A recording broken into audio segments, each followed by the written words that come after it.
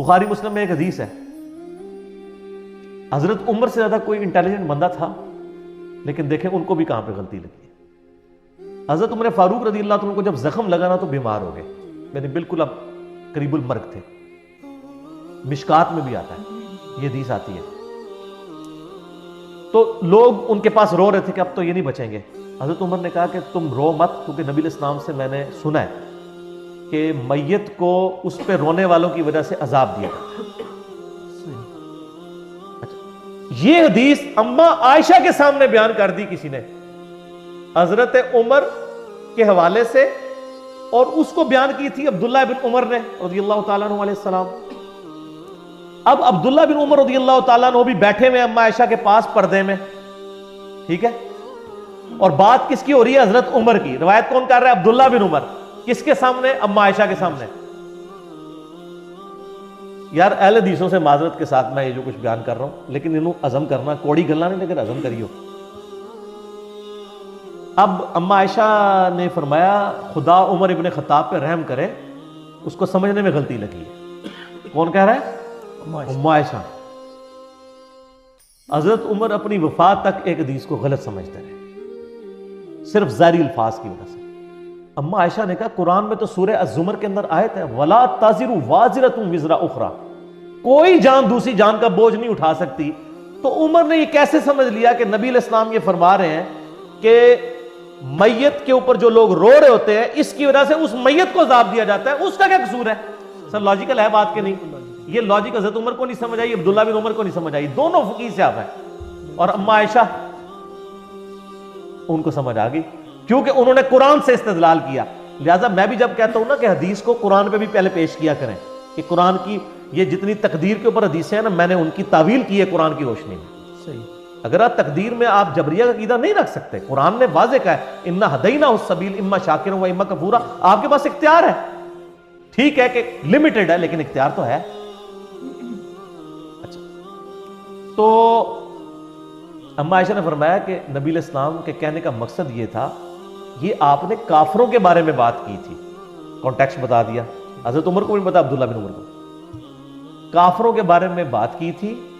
और असल में बात ये की थी कि काफिर की मैयत पे लोग रो रहे होते हैं, हालांकि उससे तो अजाब दिया जा रहा होता है। ये रो रो के कह रहे होते हैं कितना चंगा सी, कितना जबरदस्त सी, खैर खासी, अगे जन्नत ही होएगा। ज़ाहिर काफिर भी तो अपने हिसाब से कुछ जन्नत समझते हैं ना। वो रो रहे नौआ कर रहे होते हैं, उसकी तारीफ बयान कर रहे होते हैं, हालांकि उसको अजाब दिया जा रहा होता है। तो ये काफिर के बारे में हुजूर ने कहा था, ये नहीं कहा था कि मोमिनीन के ऊपर जो लोग रोते हैं तो उस रोने की वजह से उनको अजाब दिया जा रहा होता है। देखिए बात समझ आ गई।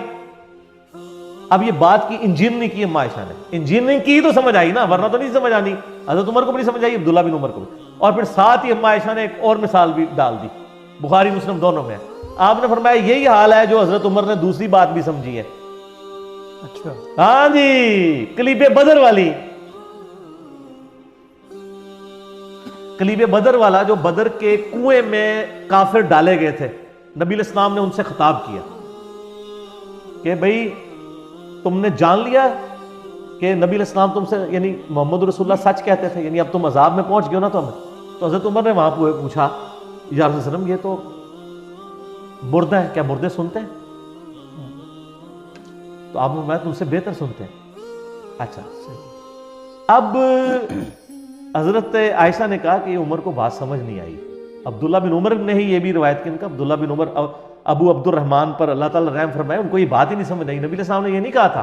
उनका ये कैसे हो सकता है जबकि कुरान पाक में आया है कि नबी इस्लाम तुम मुर्दों को नहीं सुना सकते। तो ये कैसे हो सकता है कि वो सुन रहे हो? असल में नबी इस्लाम ये कह रहे थे कि ए उमर, अब ये तुमसे बेहतर जान चुके होंगे, क्योंकि वो अब आखिरत में जा चुके हैं। तुम तो इस दुनिया में हो ना, दुनिया में बैठ के तो आप जज नहीं कर सकते ना अजाब को और जन्नत को। इन्होंने अजाब चख लिया है, अब ये समझ चुके होंगे कि दुनिया में जो मोहम्मद सल्लल्लाहु अलैहि वसल्लम इनसे कहा करते थे वो बिल्कुल ठीक कहा करते थे। तो हज़रत आयशा ने कहां की तावील की? उनका ये यस्माउन का मतलब ये है यालमून, वो जान चुके हैं, ये नहीं है कि वो फिजिकली सुन रहे हैं। अम्मा आयशा भाभी नहीं सब नहीं भाभी साहब, हाँ, देखो ना जी, ये बात कर देते हैं ना जी, भाभियों वाली बातें हैं, ये फलां फलां है। आप देख लें ये दोनों बात। लिहाजा कॉन्टेक्स्ट भी देखना चाहिए। अगर सहाबा कराम को किसी हदीस के समझने में यानी कॉन्टेक्स्ट के पॉइंट ऑफ व्यू से गलती लग सकती है ना, तो सर फिर आपके मुहद्दिसीन और आपके बुजुर्गान दीन और आपके शयूखुल हदीस वो किस खेत की मूली है? उनकी क्या औकात है सहाबा कराम के मुकाबले पे? और फिर आपको वो हदीस भी याद होगी बुखारी मुस्लिम की जो मैंने मिराज वाले लेक्चर में बताई थी, मसरूक ताबी जो अम्मा आयशा को मिलने जाता है, तो वो मसरूक कहते हैं मैं तो टेक लगा के बैठा हुआ हूं, पर्दे में अम्मा आयशा के शागिर्द थे ना, बड़े लाडले शागिर्द थे। तो कहा मसरूक बेटा मैं तुझे बताऊं, जो भी 3 बातों में से किसी एक का भी कायल हो ना, वो अल्लाह और उसके रसूल पे झूठ बांधता है। उनका पहली बात यह है कि जो शख्स ये कहता है ना कि मोहम्मद सल्लल्लाहु अलैहि वसल्लम ने अल्लाह को देखा है, वो झूठ बोल रहा है। मसरूक कहता है मैं टेक लगा के बैठा हो गया। मैं कहा अम्मा जी जज्बाती ना हो, ठंडे हो, केड़ी गल कर रहे हो, जरा इसमें मेरा क्लिप भी चढ़ा हुआ है। उन्होंने कहा बिल्कुल, मैं इस उम्मत में पहली हूं जिसने मैंने नबी इस्लाम से पूछा था ये कुरान में जो जिक्र आया, तो नबी इस्लाम बताया मैंने जिब्रील को देखा। और बेटा दूसरा वो बंदा भी झूठ बोल रहा है जो ये कहे कि नबी इस्लाम ने कुछ खास बातें खास लोगों को बताई, कुछ छुपा ली, जबकि कुरान पाक में तो वाज़े आता है कि नबी सल्लल्लाहु अलैहि वसल्लम अगर आपने अल्लाह का पैगाम नहीं पहुंचाया सूरतुल मायदा में, तो आपने रसालत का हक ही नहीं अदा किया। तो नबी इस्लाम ने कोई चीज नहीं छुपाई। सारे सूफी वट छड़े अम्मा आयशा ने फाड़ के कट्ठे ही जरा तेशे थले दे के वट छड़े कि भी कोई खास गल किसी खास में नहीं दसी, सारी ओपन नहीं दसी है हजरतुल वदा पे गदीर खुम पे। और तीसरा फरमाया कि जी जो शख्स ये कहना कि अल्लाह के नबी गैब जानते थे, उसने भी झूठ बोला। क्या तुम कुरान नहीं पढ़ते हो कि 5 गैब की कुंजियां जिनको अल्लाह के अलावा कोई नहीं। अम्मा आयशा से सीधा कुरान तो शुरू हो गया ना, कुरान दे होते ही सारे अकायद। और इवन अम्मा आयशा हदीसों को भी कुरान पे पेश करती थी। आप देखें, ये देखें, ये हदीसों को कुरान पे पेश किया।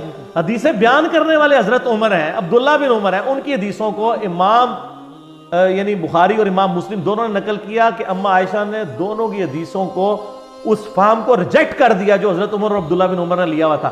हालांकि ज़ाहिरी अल्फाज वही फार्म था जो हजरत अब्दुल्ला बिन उमर और हजरत उमर फारूक ले रहे थे, लेकिन अम्मा आयशा ने कुरान के साथ उसकी तावील की। इसका मतलब है अहले हदीस उलमा से मैं रिक्वेस्ट करूंगा, बुरा नहीं मानना, अहादीस को कुरान पर पेश करना ये मेरी माँ अम्मा आयशा रज़ियल्लाहु ताला अन्हा व सलामुल्लाह अलैहा की सुन्नत है। उसके बगैर समझ नहीं आ सकता। हमें कोई सही हदीस भी मजबूर नहीं करती कि हम कुरान के खिलाफ कोई कीदा रखें। जाली रवायतें तो सूफिया की छोड़ दें, कुरान की तावील नहीं करेंगे, हदीसों की तावील करेंगे।